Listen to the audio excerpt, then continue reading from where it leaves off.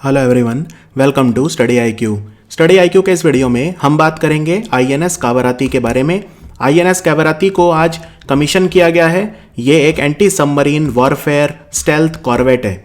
तो ये सारे शब्द हम समझेंगे कि एंटी सबमरीन क्या होता है और स्टेल्थ और कॉर्वेट, इन सब वर्ड्स के मतलब क्या होते हैं। तो चलिए शुरू करते हैं आईएनएस कावाराती। इससे पहले मैं वीडियो शुरू करूं, आपसे एक क्वेश्चन पूछना चाहता हूं। कमेंट्स ओपन हैं तो आपको आंसर देना है। पहली आपको कंपनी बतानी है, जहाज बनाने वाली कंपनी जिसे हम शिपयार्ड बोलते हैं। तो भारत में पहला शिपयार्ड कौन सा है जिसने 100 जहाज बना के इंडियन नेवी और इंडियन कोस्ट गार्ड को दिए हैं। यानी भारतीय नौसेना और भारतीय तटरक्षक को 100 वॉरशिप्स देने का श्रेय सबसे पहले किसे जाता है। आपके ऑप्शन है Larsen and Toubro, garden reach ship builder and engineer, Goa shipyard या कोचीन शिपयार्ड। देखते हैं सबसे पहले और सबसे सटीक आंसर कौन देता है।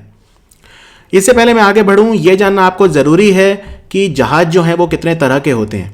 कई बार आप ये वर्ड सुनेंगे, फ्रिगेट या एयरक्राफ्ट कैरियर। अब ये जो फोटो आप देख रहे हैं, ये आईएनएस विक्रमादित्य है।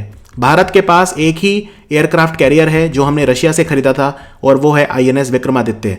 और आप देख सकते हैं कि ये जो जहाज है ये कितना लंबा है। ये 280 मीटर लंबाई है इसकी, लगभग 280। यानी कि अगर आप यहाँ स्टार्टिंग से लेके और एंड तक इसकी लंबाई देखेंगे तो 280 मीटर है। और जब जहाज इतने लंबे होते हैं तो वो बहुत जल्दी मुड़ नहीं सकते। ये उस तरह से समझिए कि मान लीजिए कोई गाड़ी है और वो बहुत लंबी है तो वो आसानी से मुड़ नहीं पाएगी।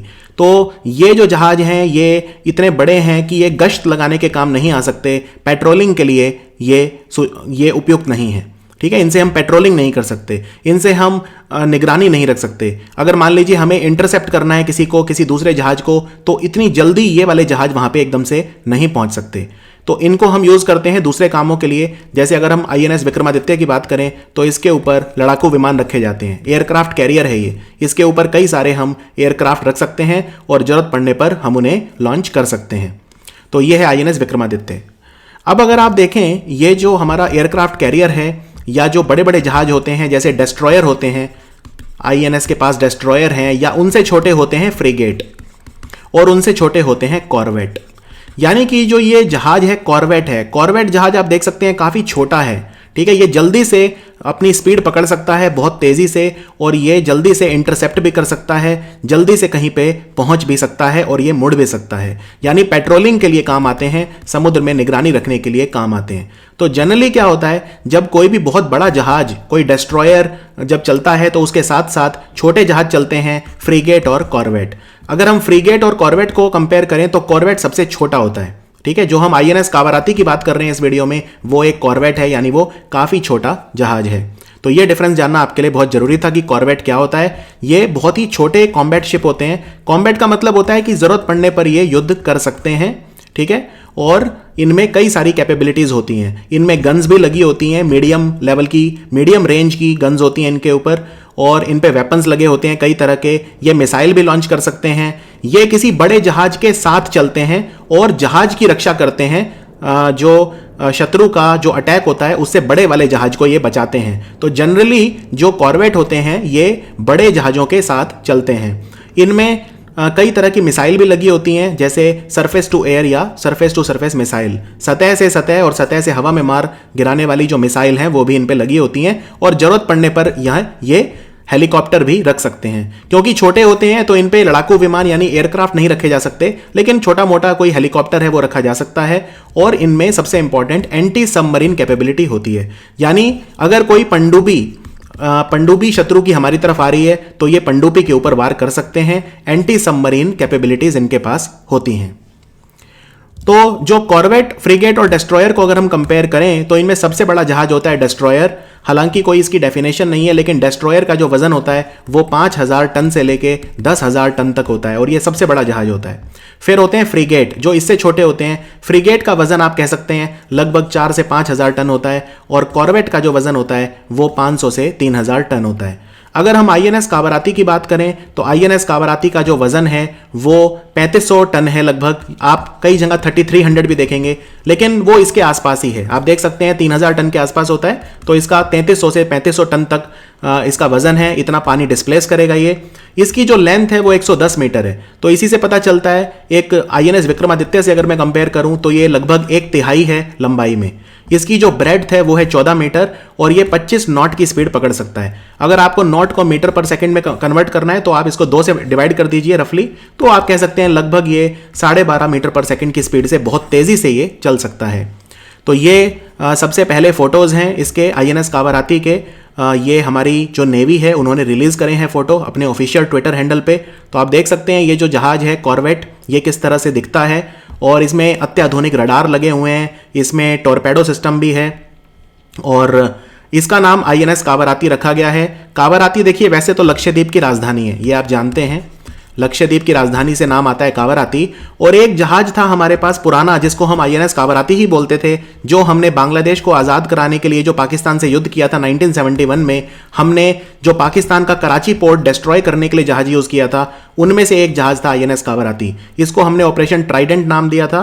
तो वो जो पुराना जहाज है उसको सम्मानित करने के लिए हमने नए वाले जहाज का नाम भी दोबारा आईएनएस कावाराती रख दिया है, क्योंकि जो पुराना वाला आईएनएस कावाराती था वो हमने 1971 बांग्लादेश लिबरेशन वॉर में ऑपरेशन ट्राइडेंट में यूज किया था। अब ये जो जहाज है जिसकी मैं बात कर रहा हूं, कॉर्वेट की बात कर रहा हूं, तो ये प्रोजेक्ट, इसको बोलते हैं प्रोजेक्ट 28। प्रोजेक्ट 28 स्टार्ट हुआ था 2003 में, जब भारत ने ये रियलाइज करा कि हमें पनडुब्बियों को मार गिराने के लिए, क्योंकि हमारे जो शत्रु हैं जैसे चाइना है या पाकिस्तान है, उनके पास सबमरीन कैपेबिलिटी काफ़ी अच्छी है, तो हमें एंटी सबमरीन चाहिए, यानी पनडुब्बियों को मार गिराने के लिए हमें कुछ खास कॉर्वेट चाहिए। तो तब हमने डिसाइड करा था कि हम इस सीरीज में 4 कॉर्वेट बनाएंगे। तो सबसे पहला था उसमें आईएनएस कमोर्ता जो 2014 में कमीशन हुआ था, फिर था आईएनएस कदमत जो 2016 में हमने इस्तेमाल करना शुरू करा था, फिर आईएनएस किल्तन 2017 और अब फाइनली आईएनएस कावाराती। आईएनएस कावाराती की जो सबसे इंपॉर्टेंट बात है वो ये है कि पूरी तरह से ये स्वदेशी है। इसको डिजाइन भी इंडिया में किया गया है और इसको बनाया भी इंडिया में गया है। इसको बनाया है गार्डन रिच शिप बिल्डर और इंजीनियर लिमिटेड कंपनी ने, जो कोलकाता में जिसका हेडक्वार्टर है। इसमें 90% लगभग जो सामान है वो भारत का लगा हुआ है पूरे जहाज को बनाने में, आईएनएस कावाराती को बनाने में। और इसको डिजाइन किसने किया है? देखो, 2 चीजें होती हैं, एक तो पहले आप जहाज को डिजाइन करते हैं और फिर उसको बनाते हैं। तो इसको जहाज को डिजाइन करा है हमारी खुद नेवी की इन हाउस ऑर्गेनाइजेशन ने, यानी हमारी इंडियन नेवी के अधीन एक संगठन काम करता है जिसको बोलते हैं डायरेक्टोरेट ऑफ नेवल डिजाइन। और एक बार डिजाइन जब तैयार हो गया तो फिर इसको गार्डन रिच शिप बिल्डर और इंजीनियर ने बनाया है। क्लियर?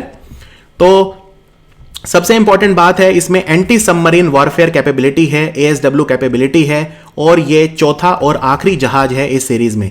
हमें जो 4 जहाज बनाने थे, कमोर्ता, कदमत, किल्तन और अब कावाराती, तो हमारी ये पूरी अब जो फ्लीट है वो पूरी हो गई है, एंटी सबमरीन कैपेबिलिटी हमारी पूरी हो गई है। जब कोई पनडुब्बी होती है, देखिए पनडुब्बी काम कैसे करती है ये समझिए। पनडुब्बी एक तो पानी के नीचे रह के वार करती है, और पनडुब्बी जो ये छोड़ती है हम इसे टॉर्पेडो कहते हैं। ठीक है, जैसे आप मान लीजिए अगर हवा में कुछ छोड़ते हैं, मान लीजिए आपकी कोई पनडुब्बी है और वो हवा में कुछ छोड़ रही है तो हम उसे मिसाइल बोलते हैं, और अगर पानी के अंदर ही कुछ छोड़ रही है तो हम उसे टॉर्पेडो बोलते हैं। ये फर्क होता है मिसाइल में और टॉर्पेडो में। तो पनडुब्बियां आप इस डायग्राम में आप देख सकते हैं, एक पनडुब्बी दूसरी पनडुब्बी के ऊपर वार करती है टॉर्पेडो से। अभी अभी भारत ने एक वैसे एंटी टॉर्पेडो सिस्टम भी बनाया है जिसका नाम रखा है मारीच। तो मारीच भी हमने एक एंटी टॉर्पेडो सिस्टम बनाया है जिससे शत्रु की जो पनडुब्बियां हैं वो टॉर्पेडो का इस्तेमाल हमारे ऊपर ना कर सकें। आईएनएस कावाराती जो है ये शत्रु की जो पनडुब्बियां हैं उन्हें पकड़ सकता है। इसके अंदर काफ़ी ज़्यादा अंतर्राष्ट्रीय स्तर के वेपन्स और सेंसर लगे हुए हैं जो किसी भी शत्रु की सबमरीन को डिटेक्ट कर सकते हैं और उस पर वार भी कर सकते हैं। इसके अलावा इसमें सेल्फ डिफेंस कैपेबिलिटी भी है, यानी ना सिर्फ ये एंटी सबमरीन वॉरफेयर करेगा बल्कि खुद की रक्षा करने में भी ये सक्षम है, और लॉन्ग रेंज डिप्लॉयमेंट्स में भी यूज किया जा सकता है। इतना ही नहीं, शत्रु का जो रडार है वो इसे आसानी से नहीं पकड़ पाएगा। ठीक है, तो यानी कि इसमें स्टेल्थ कैपेबिलिटी है, जो अंग्रेजी का शब्द होता है स्टेल्थ। स्टेल्थ मतलब होता है छुपके या सीक्रेटिवली। ठीक है, तो इसमें स्टेल्थ कैपेबिलिटी का मतलब है कि ये शत्रु के रडार में आसानी से नहीं आएगा। इसको कावाराती को हमने कमीशन किया है विशाखापट्टनम में, क्योंकि विशाखापट्टनम ईस्टर्न नेवल कमांड जो है, पूर्वी नेवल कमान, उसका मुख्यालय है।